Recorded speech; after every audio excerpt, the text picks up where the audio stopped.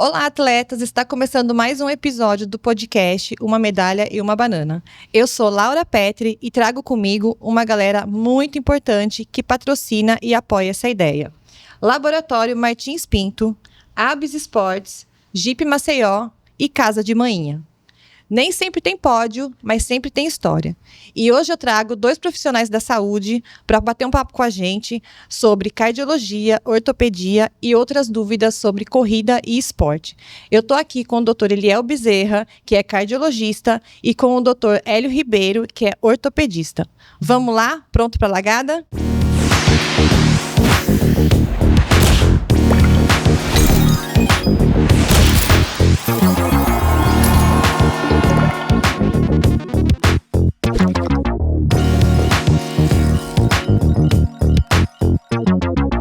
Bom, primeiro eu gostaria de agradecer, dar as boas-vindas para os doutores. Eu acho muito importante, a gente sempre traz aqui corredores que contam a sua trajetória, né? Eu sei que o doutor Hélio já é corredor também, é triatleta, vai contar um pouquinho também para a gente da experiência, mas eu acho importante também alternar aqui no programa informação, né? E trazer também os profissionais que fazem parte desse mundo da corrida. Então, a gente já teve aqui nutricionista, a gente já teve fisioterapeuta, a gente já teve preparador físico, e eu acho muito importante trazer também assuntos tão importantes quanto que são o coração, né, e os músculos ali. Então, tanto a ortopedia quanto a cardiologia são muito importantes, tanto para o corredor como para o triatleta. A gente tem cuidados aí que, se a gente não tomar cuidado, não tomar essa prevenção aí ao longo do tempo, né, pode ser que aconteça algum problema. Então, assim, para a gente evitar também e ter uma boa saúde, uma longevidade no esporte, é muito importante a gente conhecer. Então, é por isso que eu trouxe os doutores aqui para a gente bater um papo e conhecer um pouquinho melhor e entender também o universo do corredor na saúde, né? Então, bem-vindos, doutores. Eu queria começar com o doutor Eliel. Doutor Eliel, quais são os exames, o que o corredor tem que fazer para começar a correr com saúde do coração? O que a gente tem que se preocupar? Se a gente tem que fazer algum exame durante o mundo aí da corrida. Então, a gente vai fazer uma maratona, a gente tem que fazer um exame, a gente tem que fazer o exame se a gente quer começar a correr. Quais são as indicações? Bem-vindo. Obrigado pelo convite, é uma honra estar aqui, né, com você, e estou muito feliz por estar aqui para a gente discutir sobre um tema tão importante, que é a saúde cardiovascular para atletas e esportistas de alto rendimento. Algumas sociedades, as principais sociedades mundiais, americana, europeia e até a brasileira, recomenda uma avaliação pré-participação esportiva pelo menos uma vez ao ano em indivíduos de alto rendimento ou atletas. A diferença básica entre os dois, não sei se você sabe a diferença de atleta para esportista de alto rendimento. A diferença básica é que o atleta, ele depende do esporte para sobreviver. Então, na nossa abordagem, é um pouco mais difícil. É diferente daquele indivíduo que tem o esporte como um hobby. É muito mais fácil você ter uma conduta de destreinar o indivíduo para poder iniciar um tratamento, caso ele apresente alguma doença. Um indivíduo que é esportista. Então você tem um controle melhor ali, mas o indivíduo que é atleta, ele depende daquela renda para cuidar da família, cuidar da renda familiar. Então é muito mais difícil a condução. Mas aí a recomendação é de uma vez por ano, pelo menos, o atleta, o esportista de alto rendimento, ele deve buscar uma avaliação cardiológica com um especialista para avaliar pelo menos com um eletrocardiograma, um ecocardiograma e exames laboratoriais. E normalmente eu peço um teste funcional no limite máximo. Tem algumas comorbidades que acontecem no pico do esforço, que é no esforço máximo. Essa semana, por exemplo, eu fiz uma avaliação e o cara apresentou uma arritmia complexa, que a gente considera como TVNS, ou taquicardia ventricular não sustentada, no pico do esforço. Isso pode ser maligno, pode levar à morte súbita durante a corrida. É só um exemplo, né? Dentre várias situações. Então a recomendação é uma vez por ano, com o cardiologista do esporte, e ele vai ter algumas ferramentas ali para obrigatoriamente indicar no esportista de alto rendimento ou atleta. Muito importante, né? Tem que fazer mesmo esse exame, porque é exatamente isso. Eu acho que é muito silencioso, assim. Tem alguns problemas que são mais assim, a gente sente uma dor ou sente, né, uma palpitação, mas acho que tem coisa que é silenciosa também. Quando acontecer, infelizmente, já... Isso, tem alguns casos que o paciente não tem nada, foi fazer uma avaliação para participação esportiva e a gente descobriu durante os exames alguns exemplos, uma ponte miocárdica, uma doença arterial coronariana moderada grave, e às vezes o indivíduo não sente nada. Outra alteração muito comum que aparece na nossa condução é hipertensão. E às vezes já é comum a pressão subir durante o esforço, mas existe um limite esperado. Né? No sexo masculino, a gente considera ali uma pressão sistólica de até 200. No sexo feminino, até 180. Passou disso, já é considerado um comportamento... Isso estou falando só da pressão arterial sistólica. Já é considerado um comportamento exacerbado e perigoso. A gente tem que pensar que o nosso corpo tem microvasos, que são vasos de paredes finas, e quando a pressão sobe muito, pode ter o rompimento desses vasos. Isso pode levar a um AVC hemorrágico e outras alterações, como infarto e etc. Então, assim, tem alguns... por isso que é importante essa avaliação anual, que a gente vai estar verificando como é que está o comportamento da pressão arterial no pico do esforço. Quem é que avalia a pressão arterial no pico do esforço? Né? Às vezes a gente olha a pressão em casa e às vezes nem tem uma rotina, nem olha sempre. Pô, perguntar quando foi a última vez que você olhou sua pressão arterial? Né? E é engraçado isso aí também, porque às vezes um paciente jovem diz, porque eu sou jovem, vou fazer uma avaliação, como você falou, essas doenças silenciosas. É muito comum você ter as doenças genéticas, como a miocardiopatia, né? Que essa daí realmente é o que mata mais abaixo dos 30 anos. Por isso que essa avaliação para participação é importantíssima em qualquer idade, em qualquer tipo, seja atleta iniciante, jovem, adulto, velho, que quer começar, qualquer pessoa, idoso, velho não. Então, assim, qualquer pessoa, eu acho... extremamente importante. Tem as doenças genéticas, né, que já tem uma história familiar. Então, se o indivíduo já tem uma história familiar de morte súbita, né, se o indivíduo tem alguns sintomas que a gente já descreveu aqui, palpitações, comportamento suspeito da pressão arterial, se ele vai iniciar um exercício físico, ou se ele já pratica exercício físico de alto rendimento, ele precisa obrigatoriamente passar por uma avaliação com o cardiologista do esporte. Com certeza. E doutor Hélio, a gente costuma, eu acho que tem muito corredor hoje, né? Muita gente praticando atividade física no modo geral, mas a corrida eu acho que teve um boom mesmo, a gente teve mesmo um crescimento, principalmente depois da pandemia. E o pessoal quer sempre estar ali, né? Quero correr, tô com uma dorzinha, mas eu vou continuar correndo. E a maioria das pessoas... Pelo menos, assim, o que a gente ouve, o que a gente bate papo ali na assessoria, em todos os lugares ali, em todos os atletas ali. Tô com uma dorzinha, eu vou na físio. Eu não vou no ortopedista, eu vou na físio. Quando é que a gente vai no ortopedista e quando a gente vai na fisioterapeuta? Começando logo com a pergunta já desse nível. Primeiro, agradecer o convite. Né? Eu comentei aqui, estava falando, mas é sempre importante participar e ter esse momento da saúde, né? Dos atletas, de uma forma geral. E agradecer realmente o convite, é um prazer estar aqui. Lógico, eu sou médico, sou ortopedista, vou puxar para o meu lado, né? Para o lado aqui. Na verdade, assim, eu acho que tem... O que a gente... Eu pego muito, né, pacientes que, principalmente, com dorzinha, começa ali com fisioterapeuta, aí não vai melhorando, não melhora e acaba vindo para ortopedia. Boa parte, realmente, das lesões... São lesões mais simples, né? Que às vezes uma fisioterapia, uma reabilitação vai bem. Atletas que já têm mais experiência, eles já conseguem entender um pouco e, não, vou procurar o médico, não, vou primeiro no fisioterapeuta. Uhum. Mas a recomendação realmente é que você passe, como você tem o exame cardiológico, às vezes, quando você aparece uma dor ou aparece alguma outra coisa assim, que está incomodando, está atrapalhando o treino, inicialmente realmente é passar num médico, um ortopedista, um especialista, para que ele possa avaliar se aquela lesão não é tão grave, né, que às vezes você pode insistir ali até fazer uma lesão maior, precisar de um procedimento cirúrgico.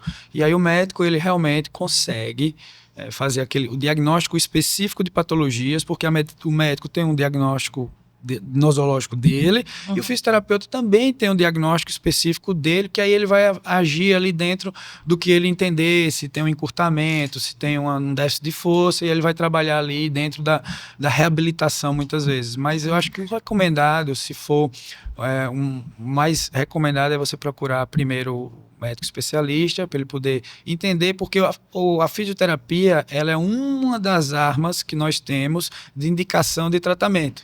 Às vezes a gente consegue tratar alguma coisa sem necessariamente precisar de uma fisioterapia. Mas como ocorreu essa popularização muito da corrida, e aí as pessoas às vezes, uma dorzinha já conhece, aí vai ali, faz a reabilitação e volta para lá. Mas o recomendado é procurar o ortopedista.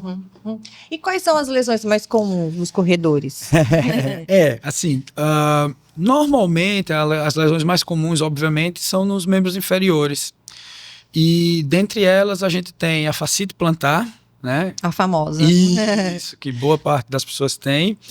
A outra seria a tendinopatia do tendão de Aquiles, que é o gastrocnêmio, que o tendão ele é muito exigido na corrida, principalmente na fase de desprendimento, que você vai dar o impulso. As fraturas por estresse, que aí a gente vê muito isso acontecer. A dor anterior no joelho, que seriam as instabilidades patelares ou as condromalácias, as condropatias também. E acho que basicamente isso que eu vejo mais dentro das... Lesão muscular não é comum na corrida. Lesão muscular normalmente é mais comum em esportes que vocês mudam, futebol, então entorses também não é muito comum, mas é basicamente isso. Fascite, tendinopatia do Aquiles, pata de ganso, e uma também que agora eu lembrei que eu tive também, que é a síndrome da bandeira tibial.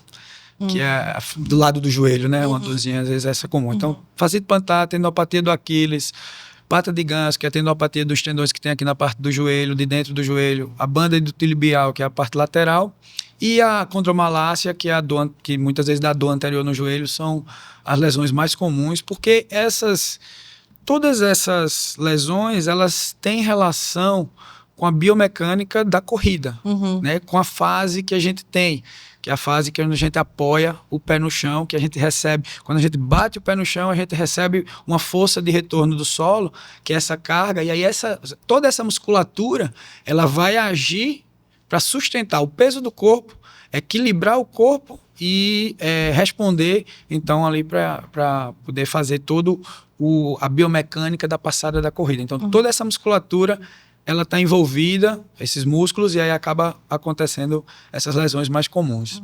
E uma também que é a fratura por estresse, que é mais comum, as pessoas separam, tipo, a periostite, que é aquela canelite que chamam, que é mais ou menos, o termo técnico seria síndrome do estresse medial da tíbia.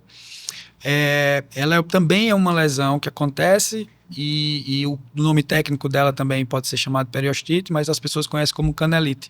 Também é uma outra lesão. Mas a fratura é fratura mesmo? Eu fico impressionada com isso, que a pessoa não sente nada e vai lá, fratura. A fratura por estresse, ela é dividida em... A gente, na ortopedia, classifica muito as coisas.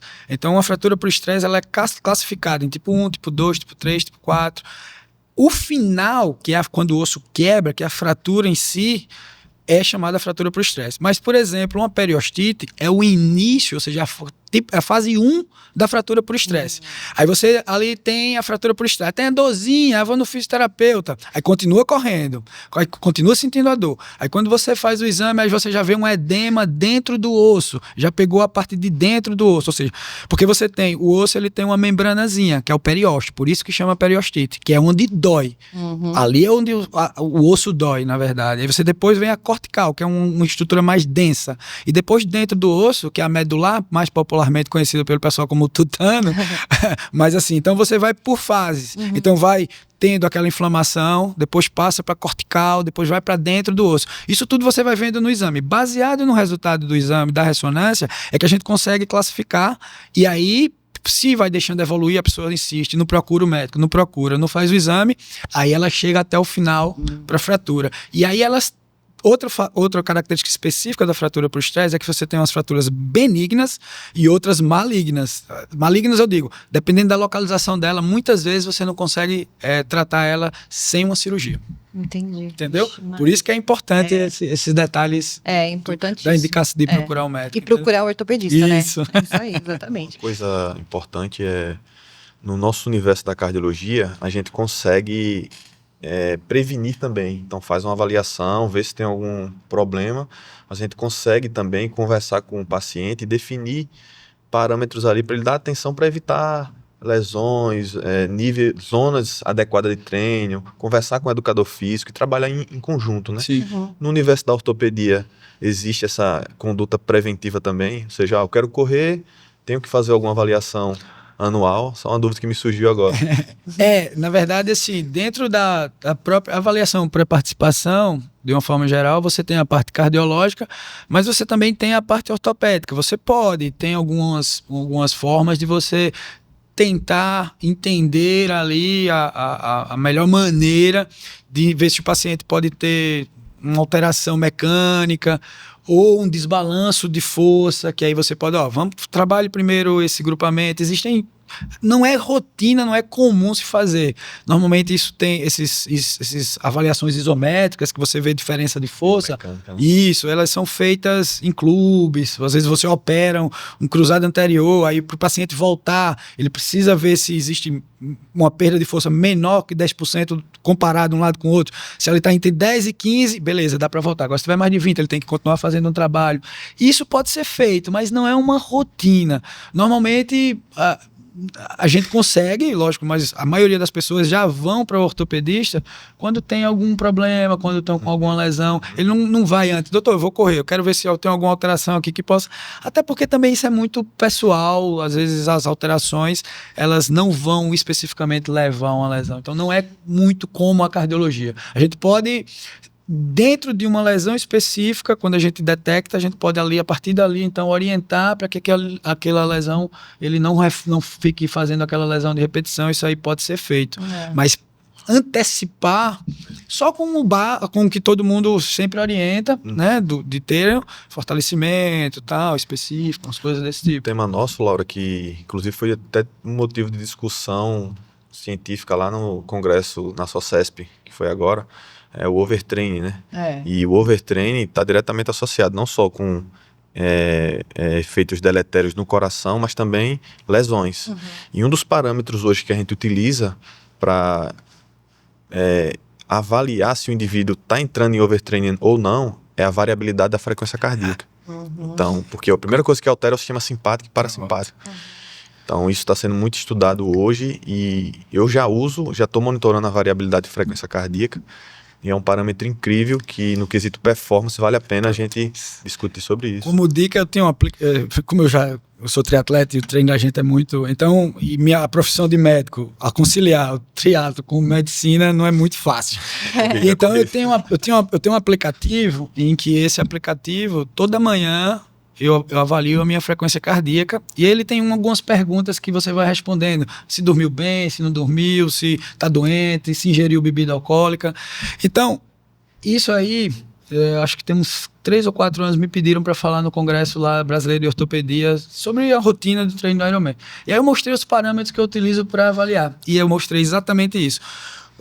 Minha frequência cardíaca de repouso, ela bate ali 40, 41, 42. Quando eu acordo, que ela já dá 51, 52, eu digo, opa, hoje o treino não vai ser intenso. O treino vai ser, porque eu já sei que provavelmente eu já vou começar a ter entrar em overtraining. Essa variabilidade da frequência cardíaca, eu aprendi comigo vendo esses detalhes aí. Existe hoje uma das pulseiras, eu uso isso aqui, que é a Hoop. Não sei se você viu, o Cristiano Ronaldo, ele usa, não vende no Brasil, mas é uma ferramenta que eu estou testando e sempre indico para os meus pacientes. Então tem inteligência artificial e avalia inúmeros parâmetros, inclusive a variabilidade da frequência cardíaca. Então é um dos parâmetros principais no quesito performance. Começou a aumentar a variabilidade, diminuir a variabilidade de frequência cardíaca, já tem que ligar um sinal de alerta, ou o indivíduo está começando a ficar resfriado, ou tem alguma doença, ou está com sobrecarga de treino, né? Então isso aí tem que ser bem avaliado, e eu acho que para o futuro a gente tem informações mais precisas e minuciosas aí. Então, Mas quem não tem um aplicativo, como é que faz? Como é que você sugere que fazer, assim, para conhecer a sua frequência, para avaliar? para avaliar variabilidade de frequência cardíaca, a gente pode fazer através de um Holter 24 horas, que é um aparelho que diz mais ou menos em média de 24 horas, mas o ideal é que essa variabilidade seja monitorada o tempo todo. O seu relógio Garmin, provavelmente você usa o Garmin, que eu já vi aqui, ele tem esse parâmetro, variabilidade de frequência cardíaca. Você pode verificar isso todos os dias. Tem a variabilidade média, e aí quando você está tendo uma sobrecarga de treino, ela vai diminuindo. Tem até, eu acho que o iPhone, eu acho que ele também fala. Tem. Agora eu tô lembrando, tem aquele aplicativo da saúde, e uma vez ele falou assim, você teve uma alteração no seu histórico, na sua variabilidade. Ele falou isso pra mim. Aí eu fui ver, foi porque eu passei por uma cirurgia, não sei o quê, então foi mais ou menos naquela época ali que ele avisou. Impressionante isso, Exatamente. né? Mas tem muito hoje aplicativo que você consegue. Eu usava era o HRV. HRV, eu acho que você entra lá vai conseguir. Eu acho que era esse, porque mas nunca fiz um ciclo de Ironman, tem uns anos. Doutor, como é que a gente identifica, né, o que é uma coisa assim que eu tenho que me preocupar e eu tenho que procurar um cardiologista, o que não é? Durante a atividade, depois da atividade física. Porque, obviamente, você vai fazer um treino de tiro, tem hora que você quer vomitar. Do tamanho do esforço que você faz, você tem ânsia, você quer vomitar. Tem hora que você vê o seu coração, você tá sentindo o coração bater aqui. Tem hora que você tá sentindo pontada. O que é perigoso? O que você fala, nossa, isso aqui não tá normal, é isso aqui, eu preciso procurar um médico. Existe alguma coisa ali que você pode falar que, olha, isso aqui tem que procurar um médico? Existe. Existe um termo na medicina que a clínica é soberana, né? Independente se você ter feito uma avaliação pré-participação esportiva ou não, se durante um exercício físico, durante uma situação de esforço físico, você sente, por exemplo, uma dor no peito que piora o esforço, você sente uma batedeira no coração, falta de ar desproporcional. Isso são sintomas clássicos da cardiologia e você deve procurar imediatamente um cardiologista. Todos juntos ou um deles? Qualquer um desses sintomas, né? Sensação de palpitação, não é normal. Não é normal você estar aqui e estar percebendo que seu coração tá batendo ou está tendo uma arritmia. Não é normal você sentir uma dor no peito. Não é normal. E até uma curiosidade, na maioria das vezes você tem uma dor no peito, não é o coração. É uma pequena porcentagem que está associada com o coração. Mas se for o coração, pode ser fatal. Então, toda vez que você sentir uma dor torácica, uma dor no peito, ou uma falta de ar desproporcional relacionada com esforço, você precisa procurar um cardiologista de forma mais rápida possível. Outro parâmetro muito comum no universo do esportista de alto rendimento ou atleta é uma queda do rendimento inexplicada. Exato. Então, eu já tive um caso de um corredor. Esse era profissional, tinha patrocínio, empresário, e esse cara chegou pra gente lá no Instituto Dante Pazanese Cardiologia em São Paulo, chegou com a queixa de, doutor, não estou conseguindo mais render nos treinos, não consigo mais nem 40% do que eu sou capaz de fazer. E aí foi logo após o período pandêmico, e aí a gente foi conversar com ele, viu que realmente ele estava bem acompanhado dos profissionais, mas essa queixa não era normal, e a gente foi fazer os exames, e nos exames eu identifiquei uma arritmia complexa também. Muitas arritmias ali relacionadas com esforço. Depois de uma ressonância magnética cardíaca, a gente descobriu que ele fez uma fibrose miocárdica. E aquela cicatriz no coração que inflamou e depois virou uma cicatriz, era um foco de arritmia. Aí foi um grande desafio pra gente, porque era um atleta e a primeira coisa que ele falou pra mim, chorando, eu disse, doutor, não posso parar porque eu tenho uma corrida e meus filhos precisam... Eu preciso pagar o colégio dos meus filhos, e o empresário estava na porta, o empresário dele, toda a equipe, né? E aí foi desafiador porque a gente conseguiu chegar no denominador comum, e hoje esse cara está correndo novamente. É óbvio que ele tem um acompanhamento bem rigoroso e tem uma limitação na frequência cardíaca, tem algumas medicações que ele usa, mas ele está bem. Então veja bem, não tinha sintoma, não tinha dor, não tinha palpitações, mas uma queda no rendimento. Isso é o suficiente para a gente investigar. E uma coisa interessante, assim, muitas vezes, e eu acho que o Eliel vai concordar, é que dentro das avaliações, às vezes, os médicos pedem simples o teste ergométrico, muitas vezes. Só que muitas vezes, os pacientes não chegam no esforço máximo no teste ergométrico, chegam no esforço submáximo. E aí, quando o cara vai treinar para sentir o coração batendo, ele está chegando no seu esforço máximo e provavelmente está acontecendo alguma alteração que não foi vista nesse exame. Por isso que ele vai falar melhor do que ele, entende melhor, que melhor do que o teste ergométrico, o ergoespirométrico, o teste cardiopulmonar é muito melhor para você verificar isso aí. Você consegue chegar no nível máximo do atleta, né? Ali fazendo o teste cardiopulmonar. E, felizmente é muito comum essa prática, né, doutor? As pessoas que praticam esporte têm a consciência que precisa procurar um cardiologista e fazer exames cardiológicos, aí vai em qualquer lugar. Então, teste funcional, sendo teste cardiopulmonar ou teste ergométrico, independente de ser esportista ou não, deve ser sempre no esforço máximo.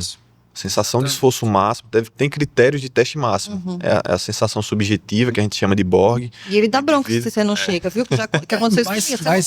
Mas ele tá certo, ele tá certíssimo. Eu acho que ele tá certíssimo. Que a gente já quer parar, né?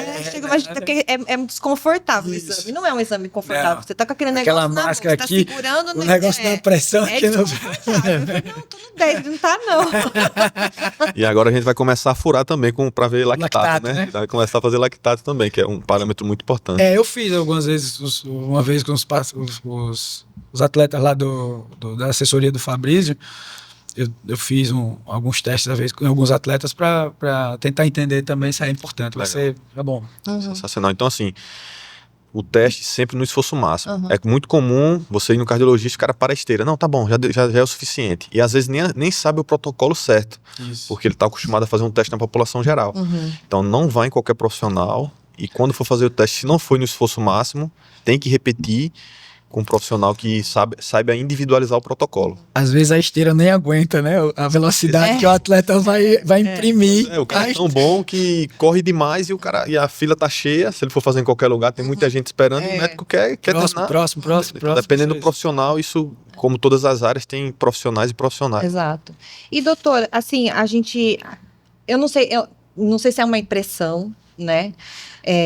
Mas assim, a gente tem visto, eu não sei se é porque também tem muita gente agora praticando corrida, teatro, mas a gente tem visto muito mais acidentes, né? Morte súbita. Então a gente vê jogador de futebol que tá lá no jogo e cai morto. A gente teve o caso aqui do Pedro Reis, que foi um caso que chamou muita atenção aqui em Maceió, né? Que aconteceu, que ele estava treinando, ele esteve aqui, já contou pra gente, mas ele estava na prova de triatlon e ele infartou ali, né? Então, a gente tem muitos casos. A gente teve um outro professor aqui que faleceu também durante um treino. Então, assim, o que está acontecendo? Está aumentando isso mesmo? Não está aumentando? É só uma infeliz coincidência? Essa pergunta aí... Esperando conhecer a minha. Essa pergunta também é meio difícil. Mas essa pergunta foi feita na mesma época da morte do jogador. A Folha de São Paulo entrou em contato e fez essa mesma pergunta. Mas vamos lá. A gente precisa trabalhar com o que a gente tem de respaldo científico. Não temos evidência científica mostrando um aumento no número de casos. Não existe esse número aumentado. O que existe, talvez, seja uma maior atenção da imprensa. Então, tem mais notícias sendo divulgadas, já era uma coisa que acontecia antes. A gente sabe que o exercício de alto rendimento, trabalhar em alta frequência cardíaca, e se você faz isso de forma desorganizada, sem um planejamento específico, isso aumenta os riscos cardiovasculares, principalmente para quem a gente já tem alguma doença, ou já tem alguma predisposição a desenvolver arritmia ou alguma alteração anatômica. Então, simplesmente, o que está acontecendo? A galera está aumentando o número de corredores e está aumentando o número, pode ser que esteja aumentando o número de casos. Agora, você falou um pouquinho de remédio, então vamos fazer essa pergunta polêmica pro doutor aqui. Já começou a puxar, não foi? Eu acho que até que ela vai perguntar aqui. Vamos lá. Essa pergunta é legal. Pessoal se entope de remédio, né? Tá com uma dor... Eu assim, eu vou fazer um meia-culpa aqui, porque toda vez que eu tô me fazendo um ciclo de maratona e se eu começo a ter algum princípio de alguma lesão, alguma coisa, eu vou lá e tomo a famosa Diprospan, que é uma injeção. Eu sei que eu tô errada, doutor, mas fala um pouquinho pra gente, assim, porque o pessoal, a gente se entope de remédio mesmo, né? Ai, tô com uma dorzinha, Advil, né, relaxante muscular e não sei o quê. Porque, assim, tem a facilidade da farmácia. Sim. Você chega na farmácia e você toma um anti-inflamatório sem receita, sem o mínimo de controle. Então, existe também isso, né? A Diprospan mesmo é com receita, mas tem farmácia que você chega lá e fala, eu vou tomar uma Diprospan, entra aqui, tome, entendeu? Entendi. Na verdade, o Diprospan, ele é um anti-inflamatório, é um corticosteroide. E todo corticosteroide, ele tem seus efeitos colaterais. Obviamente, você usar uma injeção de corticoide com indicação, com prescrição médica, é muito difícil você ter uma pessoa, vamos dizer assim, normal, né? Se você não é diabético, tal, não é hipertenso, tem que ter alguns cuidados. Mas, realmente, você usar um corticoide único ali, até o injetável como o Diprospan, seus outras medicações, não vai trazer uma repercussão muito grande. Mas a partir do momento que eu vejo muita gente fazer, tomar um agora, aí ficou bom. Aí passa 3 semanas, porque o corticoide é um corticoide de depósito. Você tem uma ação, um platô e uma queda, que dura ali entre 3 a 4 semanas. Então a pessoa fica bem durante esse período, melhorou, toma alguma outra coisa por conta própria também, fica bem, volta, tome de novo. Aí, tá chegando a maratona, eu quero fazer a maratona, eu vou tomar outro. E aí você vai tomando, aí você acaba começando a ter os efeitos colaterais. Fora que, se você for um paciente hipertenso, se você for um paciente diabético, né, você pode ter, sim, complicações com relação ao aumento de glicemia, ao aumento de pressão, e isso levar a algum problema no treino ou até na própria corrida. E o uso indiscriminado de anti-inflamatório, por quê? Um dos principais efeitos colaterais do anti-inflamatório é dar problema no rim, ou seja, levar a uma insuficiência renal aguda. Isso pode acontecer. Então, não é recomendado você ficar se entupindo. Eu sei que a facilidade é muito grande. Hoje, ainda tem algumas medicações que são os inibidores da COX-2, tipo Arcoxia, Celebra, né, que são Celecoxibs, essas medicações que eles são com retenção de receita, porque teve uma medicação que deu alguns problemas lá atrás, que era o antigo chamado Vioxx, que é muito parecido com esses heterocoxibs, celecoxibs, que são inibidores seletivos de COX-2, que tiram alguns efeitos colaterais, como dor de estômago, entre outros mais. Mas mesmo assim, eles ainda têm tanto repercussão renal como repercussão cardíaca. Mas nem todos precisam retenção de receita. Então as pessoas muitas vezes já sabem, porque vai no médico e ele receitou porque, não, eu vou tomar isso aqui porque eu já sei, o doutor já passou, não preciso na consulta não. Mas pode ser que o uso indiscriminado acarrete uma insuficiência renal. Muita gente usa até durante a prova, né? Durante maratona, no meio da maratona, toma. Aí a pessoa já está desidratado muitas vezes. E bota um anti-inflamatório para dentro, seu rim vai sofrer, você pode fazer uma insuficiência renal aguda e ter um problema sério, né? Durante a prova. Entendeu? É perigoso. Sem dúvida. Além sem disso, dúvida. né? O corticoide, além de alterar a reabsorção óssea também, né? Tem essa ação. Sim. Ele age também, ele altera também os níveis pressóricos. Então, voltando para aquele assunto da pressão arterial. O indivíduo de alto rendimento, ele corre, a pressão já está subindo ali. Tomou uma medicação, vai ter um comportamento exacerbado e ter risco de uma complicação mais séria. Pacientes que têm glaucoma, por exemplo, de ângulo fechado, se tomar um corticoide, às vezes não sabe, então vai tomando corticoide, você pode ter um aumento da pressão e aí a pressão ocular aumenta, a pessoa pode perder a visão. Então são coisas que realmente tem que ter cuidado. A gente tem a brincadeira e tal, assim, mas eu acho que vale a pena. Tá com a dor, tá com dificuldade, vai na emergência, tá? Dificuldade de conseguir uma consulta, às vezes tá com a dor mesmo, importante, 2 dias, aquela dor mais aguda, vai lá na emergência que o médico da emergência consegue orientar e passar uma medicação mais apropriada. Porque às vezes a gente quer ser saudável, né? Fala, nossa, eu sou saudável, que eu sou corredora, não sei o quê, mas na verdade Vê só. Pode ser até o contrário, né? Esporte de endurance não é tão saudável assim, não. Que ninguém me escute aqui. Mas o esporte de endurance, ele realmente tem alguns estudos que mostram que, dependendo, ele não é porque tão... você leva ao seu extremo, né? Isso, então exatamente. É muito complicado Exatamente. isso. A gente vê pessoas fazendo 2, 3, 4 maratonas no ano, assim, eu fico chocada, porque a gente sabe, não é o normal. Não é o normal, né? O estresse oxidativo é muito alto. É. E estresse oxidativo, ele causa uma série de problemas. E o atleta de fim de semana, doutor? Tem um atleta de fim de semana que não faz nada, não faz uma atividade física durante a semana inteira. E aí chega no sábado, vai jogar futebol com os amigos, joga 2, 3 jogos lá, ainda depois ainda senta e toma cerveja, não sei o quê. Eu sempre ouvi falar que esse é o pior de todos, porque ele não tem a constância da atividade física e chega uma vez na semana, 2 vezes na semana e leva lá nas alturas, assim, a atividade física. É verdade que isso não é bom mesmo? Então, a recomendação de exercício físico saudável pelas principais sociedades é o que a gente fala de leve a moderada intensidade e pelo menos 3 vezes por semana, né? Então tem que ter uma sequência para trazer benefícios para o coração. Esse atleta que passa muito tempo parado e do nada ele se expõe a um treino intenso, ele pode estar ali na zona 4, zona 5. O corpo não está adaptado a essa exposição de frequência cardíaca tão alta. Então, óbvio que comparado a quem está totalmente sedentário, sair do lugar que está parado ali sedentário, já é um grande ganho, já é um certo estímulo, a gente acredita que ele vai aumentando a frequência. Então, treinar, o ideal é que seja 3 vezes por semana, mas parado também não é uma opção, entendeu?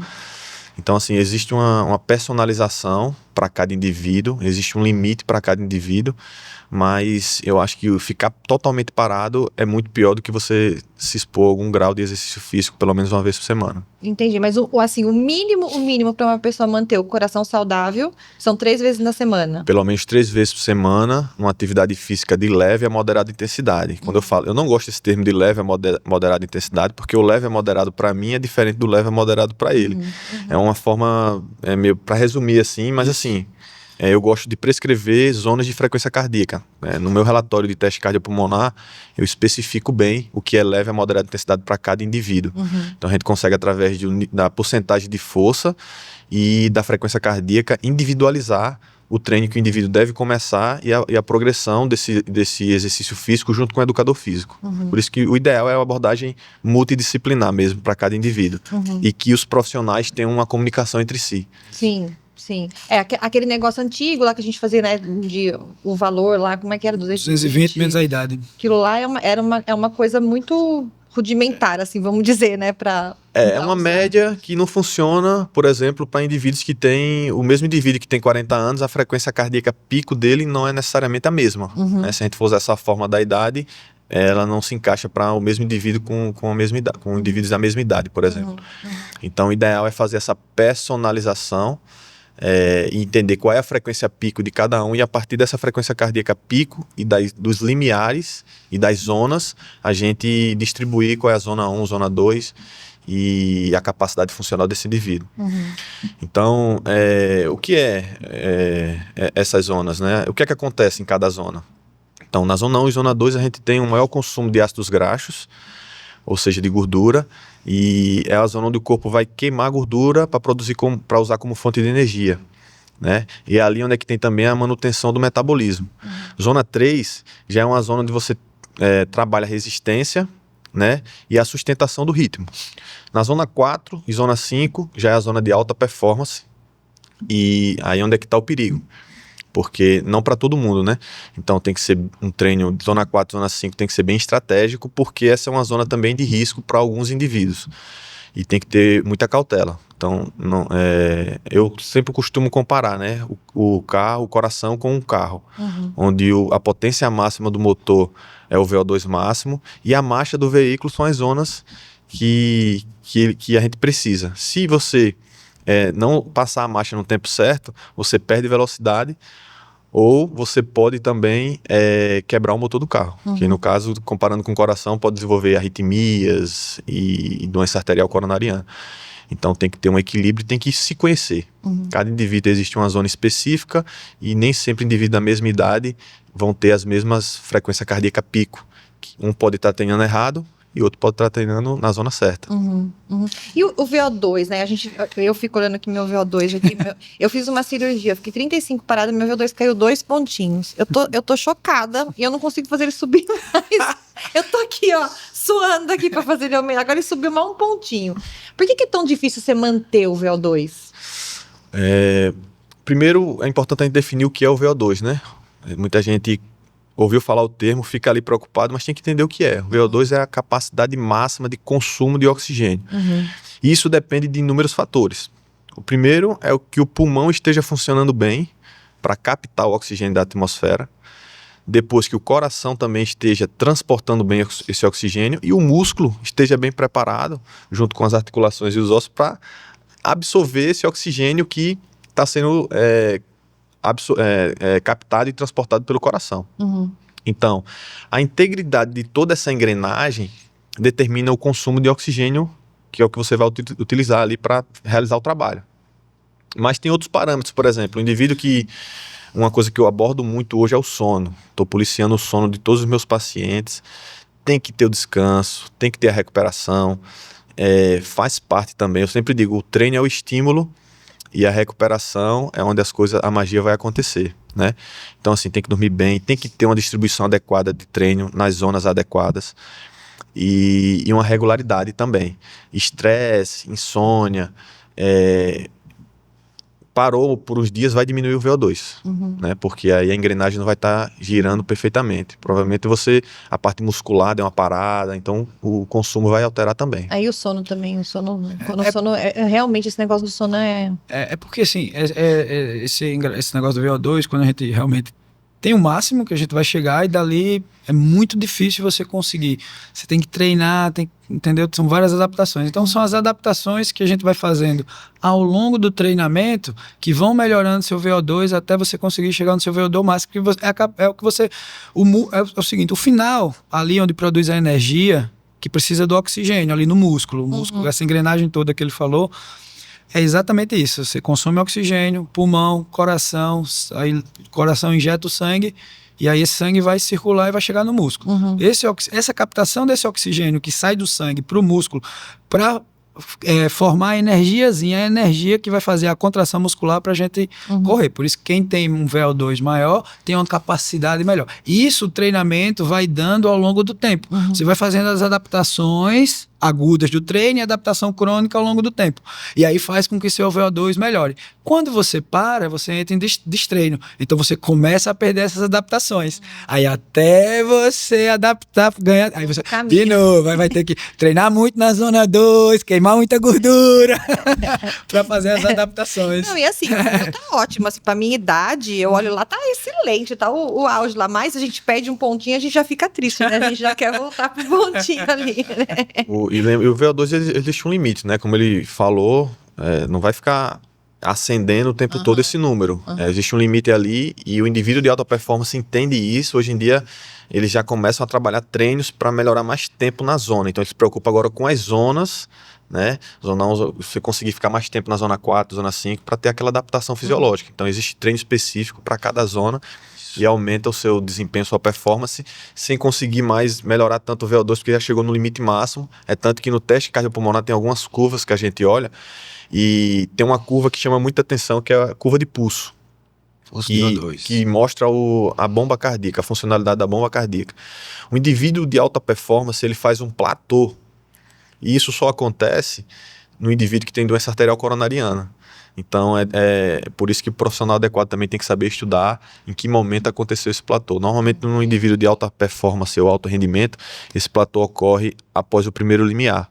Então, ele já consegue chegar no VO2 máximo e, a partir dali, esse VO2 não sobe mais durante o esforço. E o indivíduo com doença arterial coronariana, ele faz esse platô até um pouco antes, né? Por quê? Porque a artéria coronária está obstruída e quando a frequência cardíaca vai aumentando, o músculo cardíaco já não consegue mais mandar a quantidade de fluxo sanguíneo suficiente para o corpo, para o músculo. Poxa vida, interessante. Doutor, a gente estava conversando nos bastidores ali, né? Antes do doutor Eliel chegar. E eu estava comentando de um vídeo que eu vi no seu Instagram. Sim. Olha, veja que coisa interessante, né? O doutor é especialista em... Ombro e cotovelo. Isso. E aí, conte pra gente aquele vídeo lá. Porque, assim, eu tratei umas coisas interessantes, né? Porque a maioria das lesões da corrida é membro inferior. Então... chegou um caso interessante de um paciente com uma dor no cotovelo, e aí você procurava alguma causa e não via. E aí ele falou, quando eu vou correr a dor aumenta, e quando aí eu fiquei sem entender, e aí tratei, ele melhorou, aí depois voltou a correr, voltou a sentir dor novamente, e aí foi um caso que quando eu parei para pensar de como é que você corre, vamos olhar a biomecânica. Não, tal. Você segura. Ah, não, eu corro com a garrafinha na mão. Ah, tá. Então, aí, a partir daí, eu entendi que o problema maior, como ele não melhorava, assim, melhorava, mas voltava, alguma coisa estava acontecendo. É a mesma coisa quando você faz uma lesão no meio inferior. Ou seja, ele fez uma epicondilite lateral por segurar muito tempo a garrafa, ou na mão, a garrafa, né, que tem certo o peso, e ali correndo, atrapalhando um pouco a biomecânica e tracionando toda a musculatura extensora do punho e dos dedos do antebraço, e aí ela acabou fazendo isso aí. Depois que tirou a garrafinha da mão, aí acabou, sumiu, melhorou, ficou bom. E aí eu fiz esse vídeo porque eu achei que é muito interessante, porque muita gente eu vejo correndo na praia, na orla, segurando o celular, ou até segurando uma própria garrafa também, né? Então, assim, eu fiz justamente por isso. Que é muito comum de ver as pessoas, e aí depois dele eu ainda fiz mais 2 outros diagnósticos de epicondilite por conta de estar segurando objeto durante a corrida. Que coisa. Exatamente. E você também você comentou uma outra coisa lá também da pisada. Isso, e outra coisa interessante também, que eu também foi um outro diagnóstico interessante, é que o paciente chegou com a dor do lado direito, uma dor no quadril ali, assim, tal. Tratei, melhorou, voltou a correr de novo, mesma situação. Quando a gente olha alguma lesão que você trata e ela volta, tem alguma coisa relacionada com a biomecânica da corrida, do antebraço e nesse caso específico, tem alguma coisa relacionada à mecânica da marcha dele, da corrida em si. Eu digo, peraí, então o que é que pode estar acontecendo?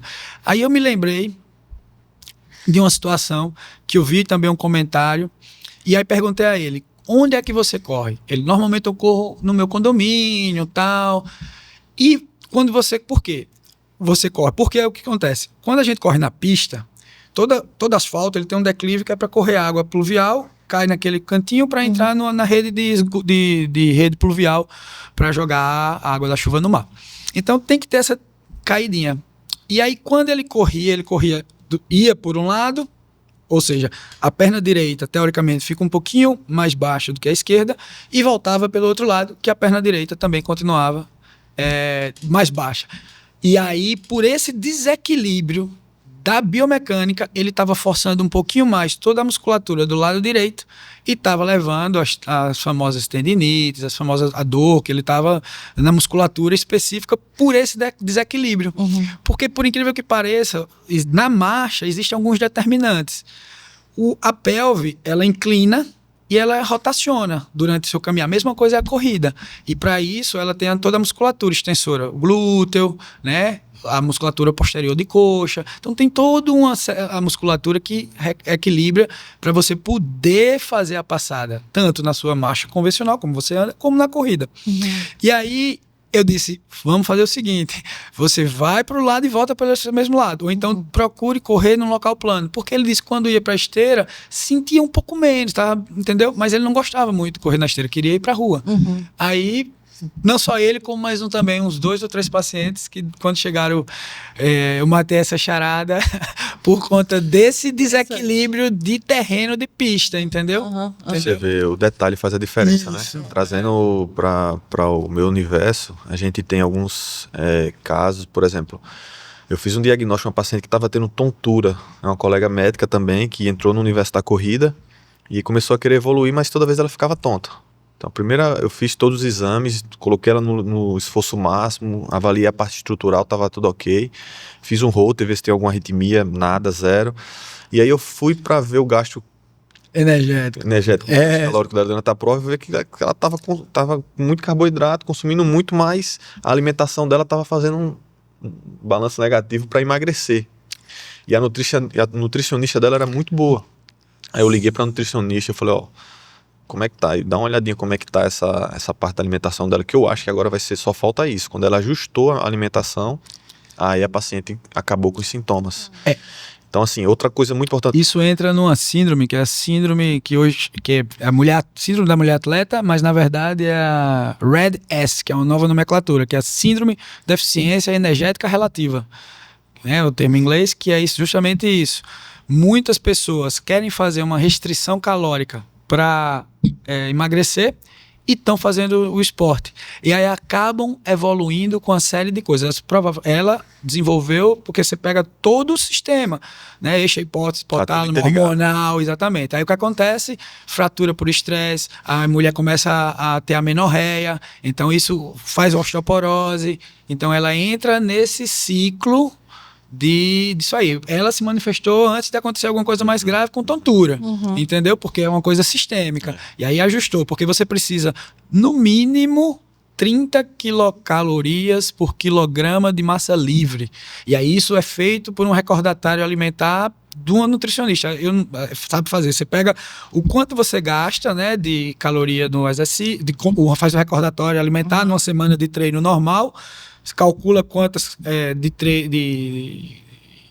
durante a semana, diminui do seu metabólico, do que você gasta no treino, o que você consome de comida, de caloria, do que você gasta no treino, divide pela massa livre de gordura, que aí você faz ou por prega cutânea, ou por DEXA, que é a densitometria, ou por bioimpedância.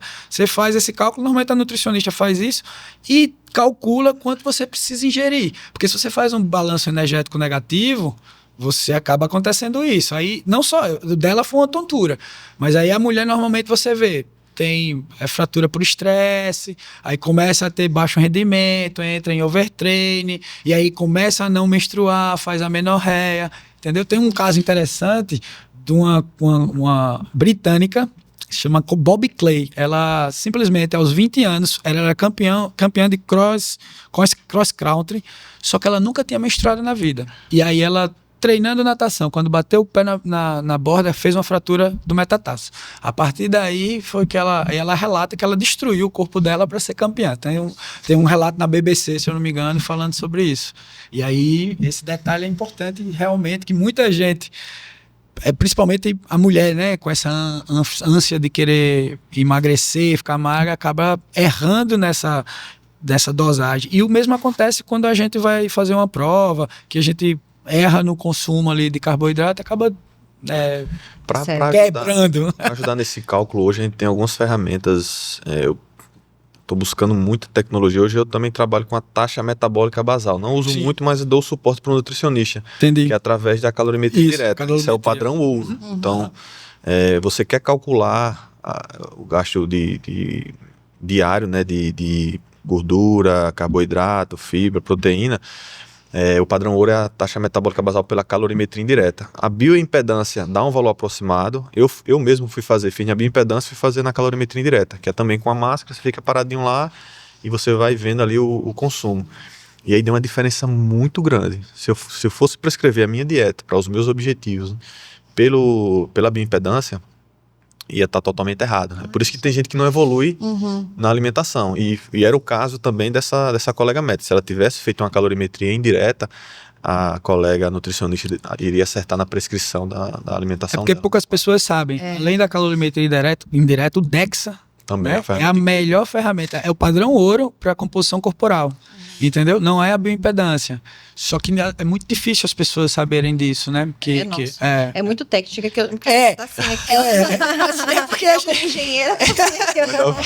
A gente fica com medo às vezes de vir conversar, porque às vezes as coisas vão para mas é natural, não tem jeito.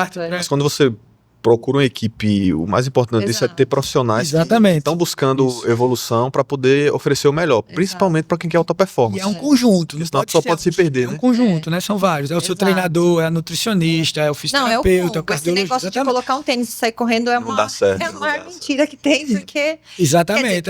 Pode até ir, mas é arriscado. Exato. Você aí tem que balançar o risco e o benefício que você quer, entendeu? Para sua saúde. Você arrisca. Vou ter que fazer, não sei, vou para cardiologista, fisioterapeuta, tenho que ir nutricionista, tenho que pagar assessoria. Peraí, mas qual o seu objetivo? Você quer ter uma saúde, quer envelhecer bem, tranquilo? Tranquilo. Se não, pesa o risco e o benefício e cada um são crescidinhos, né? E entender que está tudo interligado, né? Está tudo interligado, né? Uma frase que eu sempre uso é mente, coração, pulmão, músculo e osso, está tudo interligado. A engrenagem gira igual, né? Se quebrar um dentinho daquela engrenagem ali, acabou, não vai funcionar direito. Outro parâmetro, só para exemplificar e aproveitar a oportunidade, é a respiração. é muito comum, eu consigo verificar isso nos gráficos do teste cardiopulmonar, uma respiração errática. É normalmente aquele indivíduo ansioso que vai começar a correr ali, mas ele respira todo errado e não consegue evoluir, porque a respiração dele não existe um ritmo confortável ali para chegar à quantidade de oxigênio suficiente no músculo. Uma coisa que eu aprendi também, recentemente agora, eu estou fazendo treinamento de respiração, faço com o Márcio Faraco, que é de Santa Catarina, um grande amigo, virou um grande amigo, e ele me ensinou o universo que eu nunca imaginei. Eu já sabia que tinha respiração errática, algumas coisas, mas entender que a boca foi feita para falar e para comer Porque isso entra dos 4 pilares que eu considero da saúde, né? Que aqui é o mais difícil de mudar. O exercício é um, a alimentação é outro, o sono. Isso aqui a gente consegue. Mas o estresse da vida diária é justamente isso aí. É aprender a respirar, é meditar, acordar de manhã cedo. Então, todos esses fatores, eles levam a um equilíbrio da saúde. Isso é a verdadeira performance. Exatamente. Quando você potencializa Quando você equilibra esses 4 pilares, para mim é o fundamental. Se um deles está errado, você vai patinar. Você vai patinar, você não vai conseguir. Equilibrar a respiração vai levar o indivíduo mais longe. E uma respiração, às vezes até em repouso, né? Às vezes a gente está respirando a respiração bucal e torácica. Essa respiração torácica também não é tão boa, não chega oxigênio com qualidade. A respiração ela deve ser nasal, né, e diafragmática. Então, existe a parte de maior vascularização é aqui na base pulmonar. E o diafragma foi feito para isso mesmo. Então, você melhora seu potencial quando você respira direito. O nariz, ele é muito vascularizado também, ele aumenta a liberação de óxido nítrico, né? E essa substância é muito importante para melhorar a absorção de oxigênio pelo músculo, né? Então, além disso, o nariz também ele melhora a temperatura do oxigênio, né? Filtra o oxigênio. Então, a gente tem que treinar mais respiração nasal e diafragmática. A respiração diafragmática é uma coisa interessante, porque a gente não sabe disso, mas a gente que é atleta também a gente usa muito o diafragma. Então, quando a gente a gente chega no limite ali. Então, quem aprende a usar o diafragma também pode ter uma ajuda na evolução da corrida. É interessante isso aí. Nossa, sem dúvida alguma. Sem dúvida alguma. Existe respiração para ativar, para relaxar, para dormir, para diminuir liberação de hormônios que quebram o cortisol e a adrenalina, que são hormônios do estresse. E tudo isso está diretamente associado com performance e rendimento, né? Então, vale a pena investir nesses treinamentos e conhecer esse universo também, e evoluir com segurança e com estratégia. Eu descobri essa história de respiração diafragmática depois do primeiro Ironman, que eu não aguentava tocar na minha barriga, porque eu usei tanto a respiração, por causa do esforço, que eu não aguentava. Do que é isso? Eu depois fui entender que era uma exaustão do diafragma, de tanto usar a musculatura diafragmática, exatamente. Bom, eu vou falar um pouquinho da casa de manhã. Depois daquele longão de fim de semana, nada melhor que um café da manhã arretado para repor as energias. Eu sempre vou na casa de manhã, que fica ali na Pajuçara, em frente à feirinha de artesanato. Sábado e domingo, das 7 às 10 da manhã, eles servem um café incrível no formato buffet livre, que você serve quantas vezes quiser por um precinho fixo. Então, depois do longão de fim de semana, vocês já sabem, vamos lá para a casa de manhã tomar aquele café da manhã caprichado. Casa de manhã, o seu café pós-corrida é aqui. Bom, agora a gente está aqui com um atleta também, né? O doutor é um atleta. O doutor Eliel, eu sei que também dá umas corridinhas, né, doutor Eliel? Como é que é a sua atividade física? Porque ensinar a gente como ser saudável, tá tudo certo. Mas e aí, o senhor também pratica? É como diz aquela história, né? Você não vai aprender a nadar lendo, você tem que se molhar, né? Eu sempre pratiquei esporte desde criança. Meu primeiro sonho era ser jogador de futebol, né? Então cheguei a jogar na base de alguns clubes, lá de Arapiraca, treinei na base do Asa. Não tive tanta sorte, né, quanto outros colegas, é um meio difícil. É difícil, hein? Mas pratiquei também luta, musculação, corri. Acho que a época que eu mais corri foi no período lá em São Paulo, numa situação de muito estresse, uma rotina frenética, então eu tinha a corrida como uma fuga. Só que eu cometi equívocos que inclusive serviu como experiência, e ele até comentou aqui hoje, foi a condropatia patelar, né? Ou condromalácia. Condromalácia, isso. Então, eu fui correr e viciei e fui correndo, e só queria correr. Só dava tempo para correr. E às vezes era até a noite, no final de tudo, e eu corri como uma rota de fuga. Médico é uma loucura. Então era a especialização, o trabalho, e quando eu tinha um tempo eu ia correr. Então comecei a evoluir na corrida, no Parque do Ibirapuera ali, nunca vou esquecer, ficou marcado na minha memória a dor que eu senti, cara. Então eu senti uma dor, sensação que travou meu joelho ali na hora, e depois no outro dia eu não conseguia nem descer a escada mais. É isso mesmo. Então, aí depois eu não quis fazer exame naquele momento, não era o momento mas fiquei um tempo em recuperação, entrei no estúdio, comecei a fortalecer, e aí eu parei, e hoje eu tô pedalando, tô querendo entrar na natação e tô fazendo fortalecimento, porque também não é tão difícil recuperar, né? É mais fortalecimento mesmo, tô com os profissionais certos e tô evoluindo aí aos poucos. Mas senti o alto rendimento, mas não foi de uma forma organizada. E também nunca cheguei a competir, mas para saúde mesmo e para superação. Acho que meu histórico no esporte resume a isso. O doutor ele tem um pouquinho mais de história, né, doutor? Na verdade, eu sempre fui apaixonado por exercício, né? Desde criança. Eu aprendi a nadar muito cedo, acho que eu tinha uns 4, 5 anos. E eu morava atrás do colégio e não muito tempo atrás, eu vivia dentro do colégio praticando e fazendo exercício, e isso virou um vício para mim. É meu hobby, na verdade, era praticar exercício.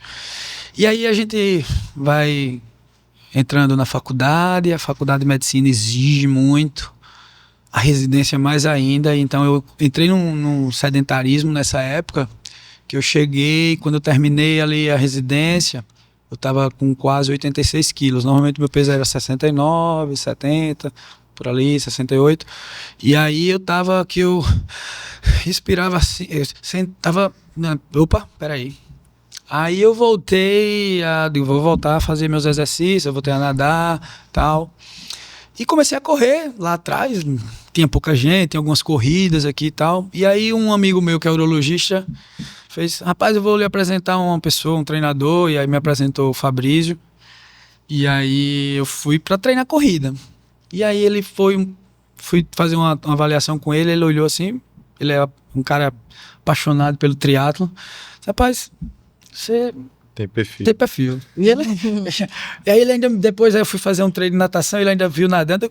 Não sei que rapaz você tem. Aí ele passou as planilhas de corrida, eu comecei a correr. E quando foi em 2012, eu já tava com amizade e tal. O pessoal vai fazer um Ironman. Tinham aqui, eu acho que tinham no máximo 6 a 8 triatletas, eu acho, que praticavam na época, 2012.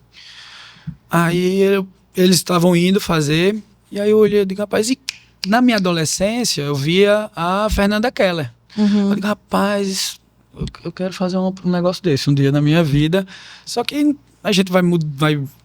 E aí acabou que em 2012, treinando corrida, aí quando eles voltaram da prova, eu disse, eu vou me inscrever. Aí antigamente só tinha uma prova de Ironman aqui no Brasil, que era em Florianópolis. A gente demorava, como você estava ali tentando se inscrever na São Silvestre, a gente tinha que estar com o computador já pronto, porque demorava em torno de 14 minutos. Eram em torno de 2.500 vagas para a gente conseguir se inscrever. E aí eu não consegui me inscrever, mas tinha uma operadora de turismo que já tinha umas vagas, você tem que fechar o pacote com ela, eu mandei e consegui. Aí a partir de 2012 eu entrei no mundo do triatlo e comecei a treinar.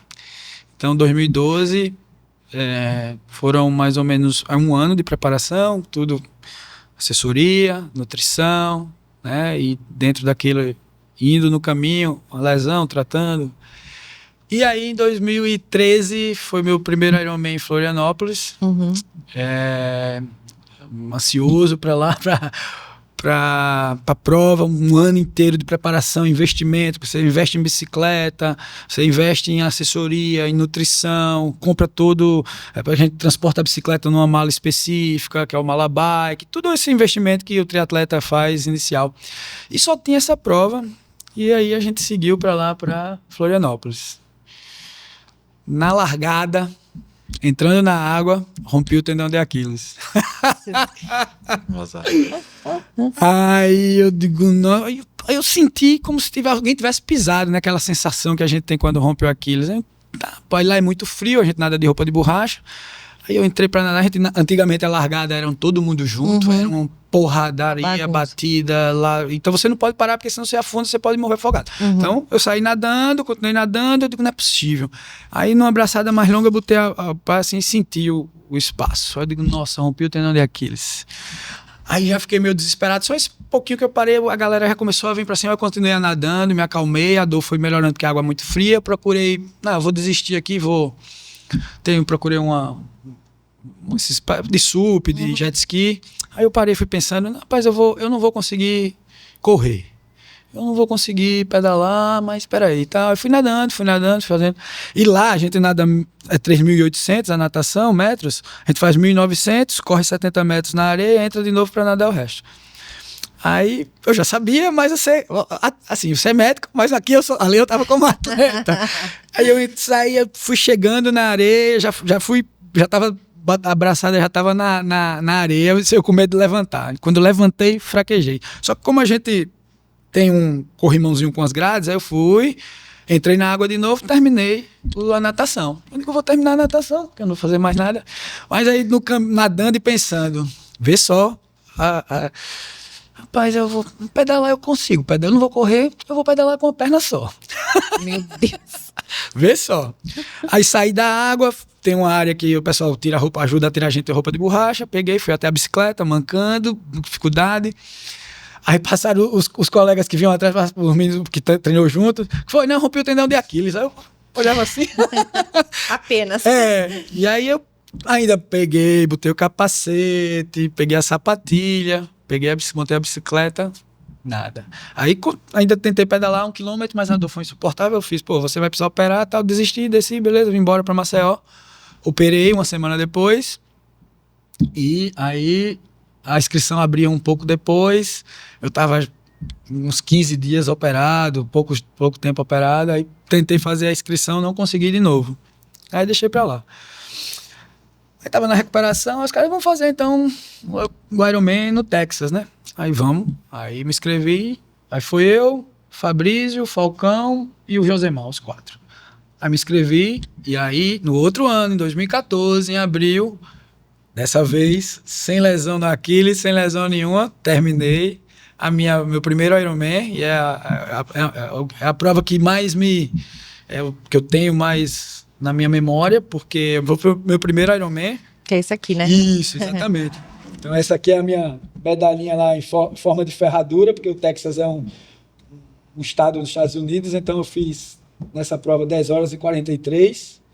Na época, se eu não me engano, eu acho que, não sei se era o segundo ou terceiro melhor tempo do estado, aqui Que legal. De estreia em Ironman. Hoje esse tempo já foi pulverizado, né? Porque o triatlo, a galera aqui, muito forte, meninos mais novos, esse tempo já foi pulverizado aí, muita gente já estreou muito melhor do que eu. Mas na época foi um marco, 2014, e desde então aí eu já fiz mais 9 Ironman, né? Completei. Já tem 10 Ironman no currículo aí. E fez Guerreiro de Ferro também? Eu fiz 3 edições do Guerreiro de Ferro, que é uma prova aqui local. E é uma prova difícil, viu? Não é fácil. Não é fácil, Três Guerreiros de Ferro. O Fabrício vem aqui pra contar. Guerreiro de Ferro. Isso. Esse é o cara que se quer uma referência, quer saber quem é apaixonado por triatlo, pode falar com ele, porque ele é o cara. Eu vou falar só em 1 hora. A parte mais difícil. Ele tem muita história pra contar. Se eu tenho, bota aí, viu? Bota umas 3 horas de conversa. Bom, falando em horário, a gente já está encerrando aqui, que a gente já chegou aqui no tempo. Eu queria agradecer muito a presença de vocês aqui. Acho que eu vou até convidá-los para vir outras vezes, porque o assunto é muito forte, assim, tem muita coisa que eu ainda queria perguntar, mas a gente, infelizmente, vai ter que parar por causa do tempo. Mas eu agradeço muito, eu aprendi muita coisa aqui hoje. Eu achei que eu sabia bastante coisa, mas eu vi que eu não sei tanta coisa assim. Eu aprendi muita coisa com vocês aqui, então eu queria agradecer mesmo a presença de vocês e deixo vocês à vontade para divulgar a rede social, a clínica, né, para fazer as consultas, então fiquem à vontade.